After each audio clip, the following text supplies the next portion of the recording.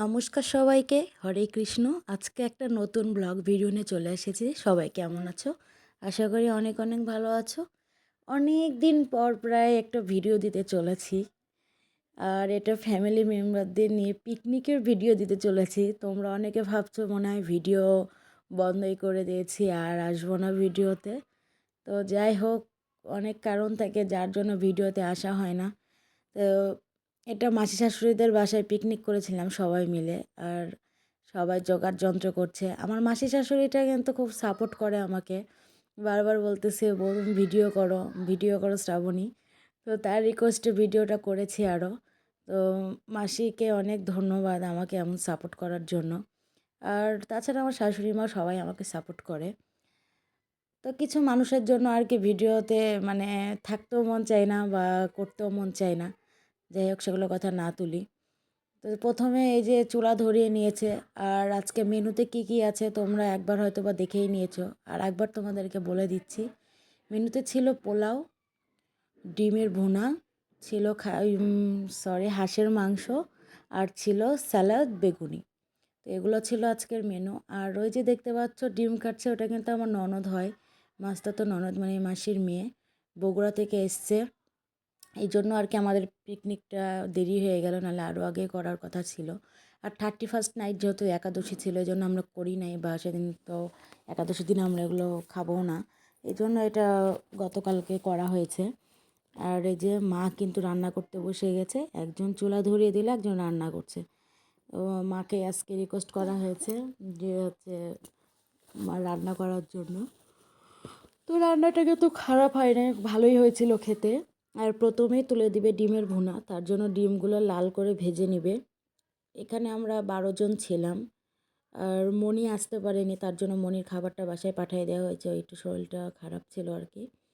Picnic মানে আনন্দ, খাওয়াটা বড় না, সবাই মিলে ফ্যামিলি সবাই মিলে থাকাটা মজা আনন্দ। এই দিনটা কখন আসবে কি আসবে না, এই জন্য এই আনন্দটাই সব থেকে বড়। খাওয়াটা কিন্তু কোনো ফ্যাক্ট না। বলতে গেলে অনেক আনন্দই করছি বাসার মধ্যে।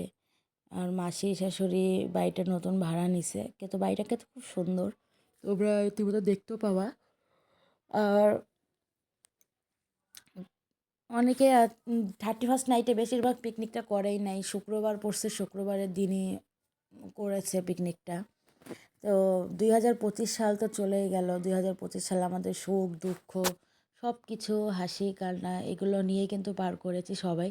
কেউ বলতে পারবে না যে 2025 সাল আমি খুব সুখে কাটিয়েছি। কারো না কারো কোথাও একটু কষ্টভাবে কেউ কাটিয়েছে, কারণ মানুষের জীবনে শুধু সুখটা আপন না, দুঃখটাকেও আপন করে নিতে হয়। আর 2026 সালে তোমাদেরকে হ্যাপি নিউ ইয়ার জানাই। নতুন বছরের অনেক অনেক শুভেচ্ছা। 2026 যারা 2025-এ সব মানে খারাপ কিছু ফেলে এসেছো, যাতে 2026-এ সেটা ভালোভাবে মানে খুব সুন্দরভাবে সম্পূর্ণ করতে পারো। অনেকে অনেক হতাশ নিয়ে 2025 সাল ফেলে এসেছো, 2025-এ অনেকের অনেক কিছু প্রিয়জনকে হারিয়েছো বা অনেক কিছুই হয়েছে। তো যাই হোক, 2025 সাল আমার ভালোও গেছে, খারাপও গেছে, সব কিছু দিয়ে আমি 2025 সাল শেষ করেছি। আপনজনকেও কেড়ে নিয়েছে 2025, আবার ভালো কিছুও দিয়েছে। সব কিছু মিলে 2025 সালটা পার করেছি। 2026-এ জানুয়ারি মাস চলছে, পড়েছে। যাই হোক, এখনও ভালো আছি, জানি না ভগবান কতটুকু ভালো রাখতে পারবে বা আমি ভালো থাকতে পারবো। তো তোমরা আশীর্বাদ করবা যাতে সবাইকে নিয়ে মিলেমিশে ভালো থাকতে পারি। আর এই যে এখানে কিন্তু গরম জলটা করে রেখেছে, যে একটু একটু করে তরকারিতে দেওয়ার জন্য আর কি। মা মশলার মধ্যে টমেটো দিয়ে ভালো করে কষিয়ে নিচ্ছে, আর আমাকে একটু পর পর বলছে তুমি ভিডিও করো ভিডিও করো। তা আমাদের রাজশাহীতে কিন্তু প্রচুর পরিমাণে ঠান্ডা পড়েছে থেকে, এই 3-4 দিন থেকে আর কি রোদ উঠছে। তো আমাদের কোন জেলায় কোন জায়গাতে মানে ঠান্ডা আছে বা রোদ এখনও বের হয়নি, অবশ্যই একটু কমেন্টে কষ্ট করে জানিও। আর আমার যে দিদি ভাইরা ভিডিও দেখে বা আমার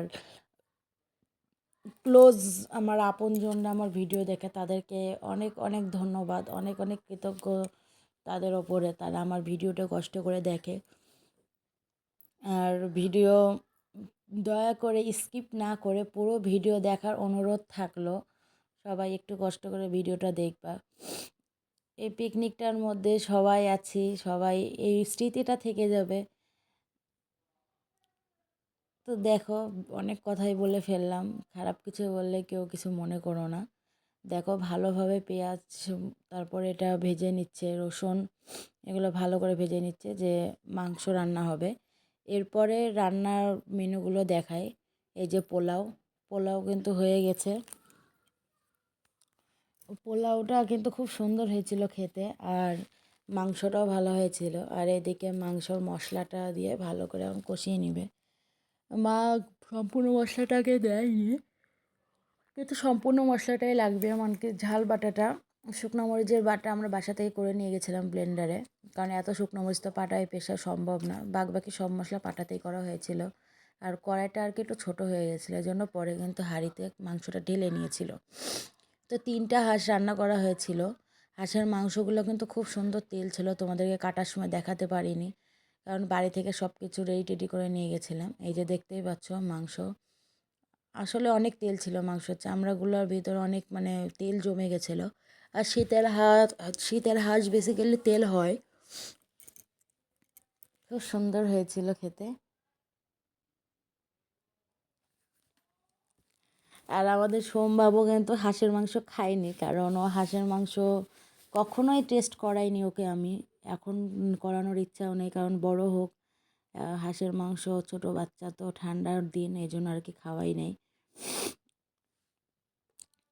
দেখো হাঁসের মাংসটা দেখে বুঝতেই পারছো যে কড়াইটা ছোট হয়ে গেছে, মা নাড়তেই পারছে না। তো তারপরেও কষ্ট করে নাড়া দিচ্ছিল, এখন কি করবে। তো আমি বললাম যে হাঁড়ির মধ্যে ঢেলে নিয়ে রান্না করলেও কিন্তু ভালো হতো। তো মা বললো দেখি একটু নেড়ে চেনে না, পরে হাঁড়ির মধ্যে দিয়ে কষাবো নি, সমস্যা নেই।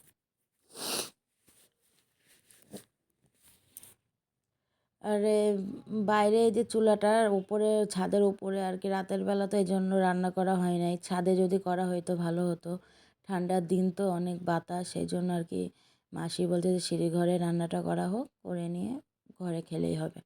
দেখো অর্ধেক কষানো হয়ে গেছে, মাংসটা তেল কত বেরিয়েছে একবার দেখো তোমরা। আমি কিন্তু জুম করে দেখিয়েছি, অনেক তেল বেরিয়েছে। তোমরা দেখতে পেয়েছো যে মশলা যখন কষায়, আমার মানে ভয়েস দিতে তার কি ঘুম চলে আসছে, তোমরা কিছু মনে করো না। আর এই যে বাবা বসে আগুন পোয়াচ্ছে, আর মা এই যে মাংসটা আর একটু রেডি করছে। আর এদিকে বেগুনের ব্যাটারটা ভালো করে মাখিয়ে নিচ্ছে দিদি, মানে ননদ। আর বেগুনিটা কিন্তু খুব ভালো ভাজে, সত্যি খুব সুন্দর ভালো ভাজে। তো বেগুনিটা রেডি করছে, আর এদিকে খাবারগুলো মা রেডি করছে। আর এই যে পোলাওয়ের হাঁড়ি, বেগুনিগুলো মানে বেগুনগুলো আরেকটু পাতলা করে করে কাটা লাগতো, তো যাই হোক তারপরেও ফুল ছিল। এত সুন্দর বেগুনি যে বিয়ে বাড়ির মতো করে বেগুনিগুলো ভেজেছিল দিদি। আর এদিকে দেখো ডিমের ভুনাটা তোমাদেরকে দেখিয়ে দিলাম, এপাশে স্যালাড।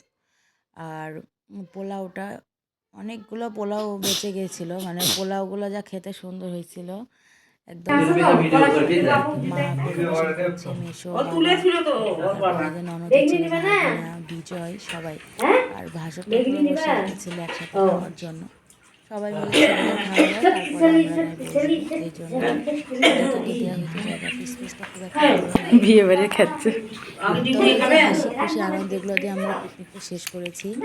মানে বলছি না যে খাওয়াটা বড় না, এই আনন্দটা করেছি, এটাই সারা জীবন থেকে যাবে। আর সবাই খেতে খুব খুশি হয়েছে, বাবাও বলছে যে পিকনিকটা করে ভালো লাগলো, খাওয়াটা বড় না।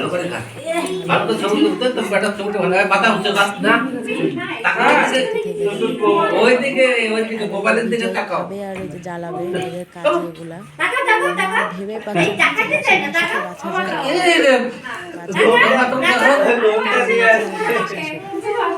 তুমি এসলে নাকি লজ্জা করে মুখ উঠেও তো অবশ্যই তোমাদেরকে ভিডিওর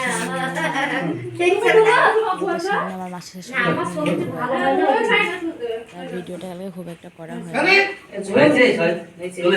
তো তোমাদের সম্পূর্ণ ভিডিওটা কেমন লাগে আর মানে রান্নাগুলো দেখে কেমন লাগলো অবশ্যই জানাতে ভুলবে না। হাঁসের মাংস কোনো বাছা না, হাঁসের মাংস সব হাড্ডি।